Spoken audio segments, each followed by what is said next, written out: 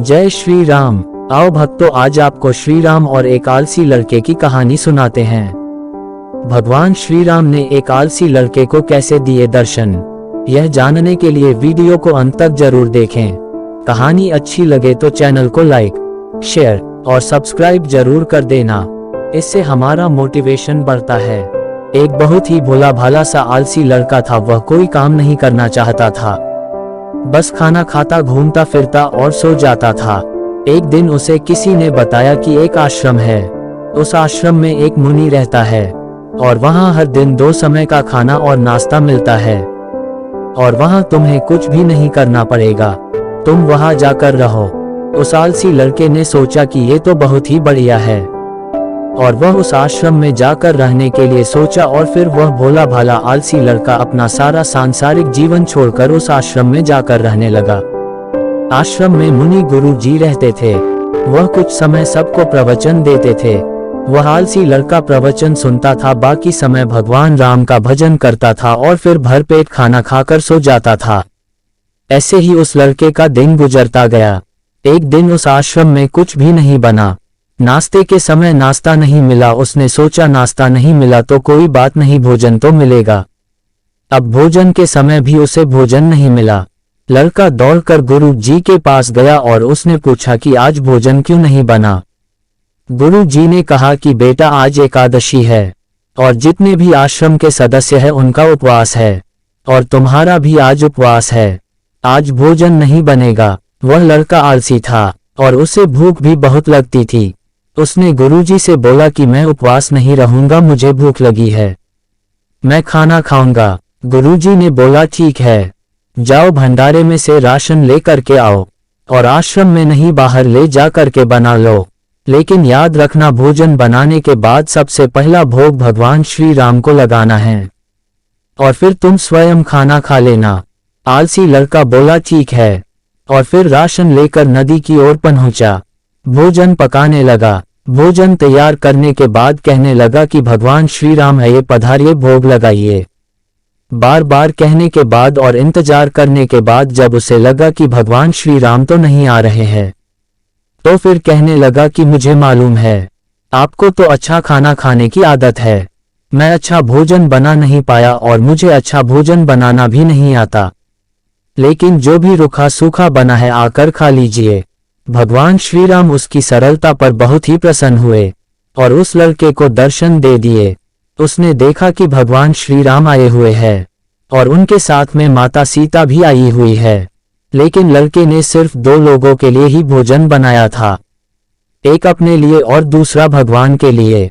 और अब क्योंकि भगवान के साथ माता सीता भी आई हुई हैं, तो उसने उस भोजन को माता सीता और भगवान के सामने आदर सहित ग्रहण करने के लिए रख दिया।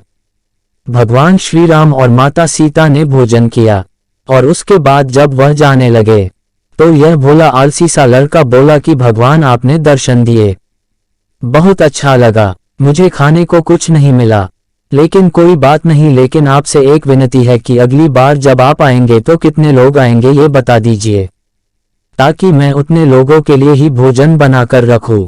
भगवान श्री राम मन ही मन मुस्कुराए और फिर अंतर ध्यान हो गए।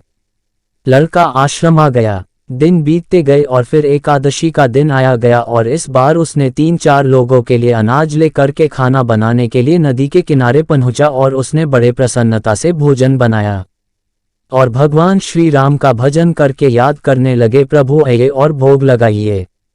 इस बार लड़का देखता है कि भगवान श्री राम पूरा राम दरबार ले करके आए हैं। माता सीता, लक्ष्मण, हनुमान जी और सभी लोग आए हैं। लड़के ने 4 लोगों के लिए भोजन बनाया था। लड़के ने प्रसन्नता से भगवान श्री राम को भोजन ग्रहण करने के लिए आग्रह किया। भगवान राम ने सभी के साथ भोजन किया। भगवान श्री राम खाना खाने के बाद चले गए और अंतर्ध्यान हो गए। इस बार भी लड़का फिर से भूखा रह गया, क्योंकि 4 लोगों के लिए ही खाना बनाया था। अब लड़का फिर से आश्रम में भूखा ही आ गया। दिन बीतते गए और फिर एकादशी का दिन आया और इस बार गुरु जी से कहने लगा कि गुरु जी, मुझे इस बार थोड़ा ज्यादा राशन चाहिए। गुरु जी सोचने लगे कि यह इतना सारा राशन का क्या करता है, कहीं इसे बेचता तो नहीं। फिर उन्होंने कहा कि ठीक है, भूख से परेशान रहता है, लड़के ने कहा कि नहीं गुरुजी, मैं भूख से परेशान नहीं रहता हूँ। भगवान श्री राम के साथ बहुत लोग आते हैं, उनको भी तो भोजन करना पड़ता है। गुरुजी को लगा कि लड़का पागल हो गया है, लेकिन गुरुजी ने सोचा कि चलो एक बार चलकर देखते हैं कि लड़का इस राशन का करता क्या है। वह भोला सा लड़का राशन लेकर के नदी के किनारे पहुंचा, और इस बार लड़के ने भोजन नहीं बनाया। उसने सोचा कि प्रभु हर बार ज्यादा लोगों को लेकर के आते हैं, इस बार वह जितने भी आएंगे खुद बना करके भोग लगा लेंगे, और फिर प्रेम से भगवान राम को बुलाने लगा। गुरुजी ये सब छुपकर देख रहे थे कि लड़के ने भोजन तो बनाया नहीं और प्रभु को बुला रहा है। लेकिन लड़के ने देखा कि इस बार प्रभु के साथ बहुत से लोग आए हुए हैं, तो उसने प्रभु के सामने हाथ जोड़ करके कहा कि प्रभु माफ करना, आप बहुत सारे लोग आते हो, मुझे संख्या पता नहीं होती और मेरी हिम्मत भी नहीं होती है कि इतने सारे लोगों के लिए भोजन बनाओ। आप स्वयं आइए, बनाइए, खाए और भोग लगाइए। प्रभु मुस्कुराते हैं और अपने साथ आए सभी लोगों के साथ मिल करके भोजन बनाते हैं।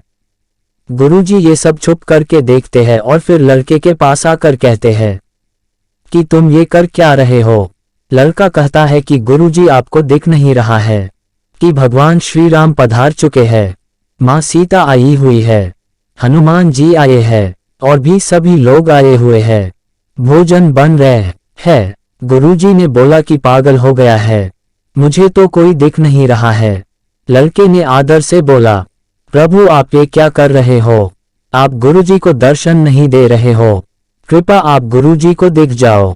भगवान बोले नहीं, मैं इन्हें नहीं देख सकता। लड़का बोला क्यों नहीं देख सकते, मेरे गुरुजी तो बहुत महान है, बहुत बड़े ज्ञानी और ज्ञाता है। भगवान बोले हाँ ज्ञानी और ज्ञाता होंगे, लेकिन तुम्हारी तरह सरल नहीं है, जो सरलता तुम में है वो तुम्हारे गुरुजी में नहीं है। लड़के ने ये बात गुरुजी से कह दी कि भगवान श्री राम कह रहे हैं कि आप में सरलता नहीं है, आप मेरी तरह सरल नहीं है, इसलिए आपको नहीं देख सकते। गुरुजी की आंखें नम हो गई और बोले कि बिल्कुल सही कहा, मेरे अंदर तुम्हारे जितनी सरलता नहीं है, और फिर भगवान से माफी मांगने लगे। फिर भगवान ने गुरुजी को भी दर्शन दे दिए। ये कहानी हमें सिखाती है कि जीवन में सरलता सबसे आवश्यक है, जितने सरल बने रहेंगे उतना जीवन में आगे बढ़ते चले जाएंगे। जब आप सरल होते हैं तो आप खुद भी मुस्कुराते हैं और दूसरों को भी मुस्कुराने की वजह देते हैं। यह कहानी हमें सिखाती है कि अगर सच्चे व सरल भाव से सेवा की जाए तो भगवान जरूर दर्शन देते हैं और मनोकामना पूरी करते हैं। आपको यह स्टोरी कैसी लगी कमेंट करके जरूर बताएं, और चैनल पर नए हैं तो सब्सक्राइब बटन दबाकर लाइक और शेयर जरूर करें।